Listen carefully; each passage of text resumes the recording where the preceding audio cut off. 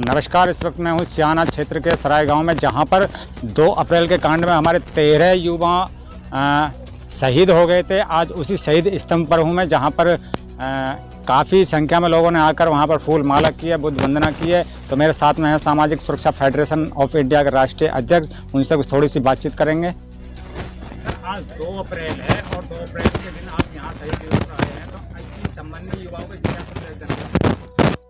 देखिए, आज 2 अप्रैल 2025 है। 2 अप्रैल 2018 को हमारे समाज के हक अधिकार को बचाने के लिए SC/ST एक्ट को जो सुप्रीम कोर्ट ने निष्प्रभावी कर दिया था, उसको बचाने के लिए हमारे समाज ने आंदोलन किया था। उस आंदोलन में पूरे देश में हमारे 13 जांबाज शहीद हुए थे, जिनके नाम पर यहाँ सराय सियाना बुलंदशहर के अंदर उत्तर प्रदेश में एक क्रांति स्तंभ, शहीद स्तंभ बनाया गया है। तो यहाँ की जो अंबेडकर समिति ने ये शहीद स्तंभ बनाया है, जिसके अध्यक्ष आदरणीय भाई रूपराम जी हैं, हम सबसे पहले उन सबको धन्यवाद करेंगे। इस स्तंभ को बनाने में जिन भी व्यक्तियों ने अपना योगदान दिया है, श्रम दिया या अपना आर्थिक मदद दी, उन सबको भी हम हार्दिक धन्यवाद करते हुए तमाम 13 शहीदों को हम यहाँ श्रद्धा सुमन अर्पित करने और नमन करने पहुँचे हैं। 14 अप्रैल नज़दीक आए, तो इसकी क्या तैयारी है? देखिए, यूँ तो अप्रैल माह पूरा हमारा बहुत ही महत्वपूर्ण विषय पर है, बहुत महत्वपूर्ण माह हमारे लिए है, क्योंकि अभी हम बात करेंगे तो 14 अप्रैल से पहले 11 को हमारे ज्योतिबा फूले साहब जी की भी जयंती है, और 14 अप्रैल को हम बड़े धूमधाम से मनाएंगे।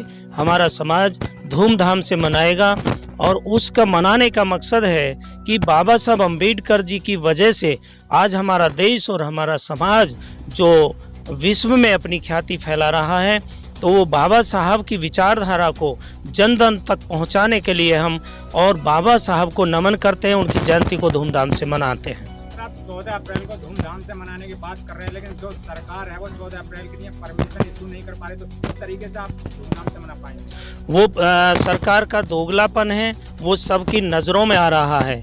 एक तरफ तो वो देश को विश्व गुरु बनाने की बात करते हैं, महापुरुषों को सम्मान देने की बात करते हैं, एक तरफ बाबा साहब अम्बेडकर के अनुयायियों को वो शोषण कर रहे हैं, उनको बाबा साहब की जयंती मनाने की परमिशन नहीं दे रहे हैं। तो इससे साफ जाहिर है कि उनकी मानसिकता ठीक नहीं है। जिस तरह से महाबोधि विहार बोधगया में भी वो हमारे जो भंते जी वहाँ आंदोलित हैं, उन पर भी उनके आंदोलन को लगातार चलते आज मैं समझता हूँ 2 माह होने जा रहे हैं, लेकिन उस पर भी सरकार नहीं सुन रही है।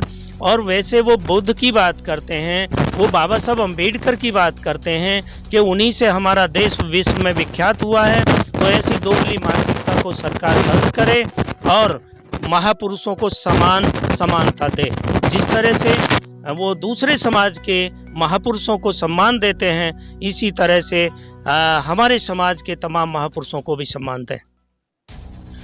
और अपने समाज के युवाओं से भी मैं ये संदेश देना चाहूँगा कि 14 अप्रैल को वो शांतिपूर्वक तरीके से बाबा साहब अम्बेडकर जी की विचारधारा पर वो विचार गोष्ठी करें, उनके विचारों को जन जन तक पहुंचाने का काम करें।